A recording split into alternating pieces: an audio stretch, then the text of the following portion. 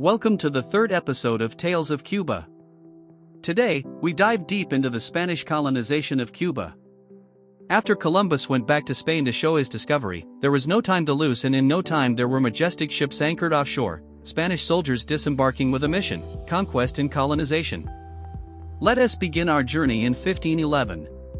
The Spanish fleet, under the command of Diego Velázquez de Cuéllar, arrives on the shores of Cuba. The Spanish conquest was brutal and swift. Armed with advanced weaponry, the conquistadors overpowered the indigenous Taíno people. Resistance was led by the brave Taíno chief, Otway. His capture and execution became powerful symbols of defiance against the Spanish rule. Establishing settlements. Spanish settlements rapidly took root across the island. The first one was Baracoa. After that, Santiago de Cuba and Havana emerged as key hubs of administration and trade. Santiago de Cuba was the capital of Cuba for a short period until they realized that Havana was better located on the map. Havana, with its natural harbor, quickly became a vital port city, bustling with activity and grandeur. Sugar and tobacco plantations. The Spanish transformed Cuban economy. Sugarcane and tobacco plantations sprawled across the island, requiring immense labor. With the native Taíno population decimated, the Spanish began importing enslaved Africans, marking a dark chapter in Cuban history. Cultural fusion.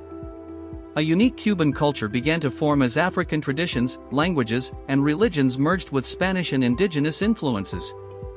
Festivals, music, and daily life reflected this rich cultural tapestry.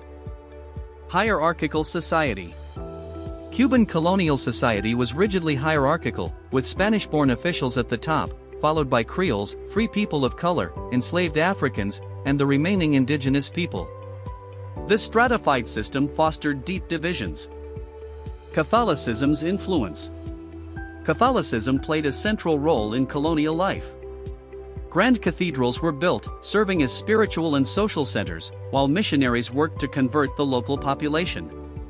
Yet, African spiritual practices quietly endured, creating a tapestry of beliefs unique to Cuba. Economic transformation. As Havana became a bustling port, the island transformed into an economic powerhouse fueled by sugar and tobacco exports. Trading ships filled the ports, and warehouses overflowed with goods. Seeds of rebellion. Despite the surface of colonial grandeur, discontent simmered among Cubans of all backgrounds. Figures from various strata of society began to question their place within the colonial system, sowing the seeds of future struggles for independence. The Spanish colonization left an indelible mark on Cuba, shaping its history, culture, and identity. As we look back at this era, we honor the resilience and spirit of those who lived, resisted, and ultimately paved the way for the Cuba we know today.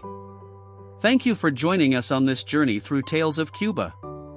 If you enjoyed the video, please like and share.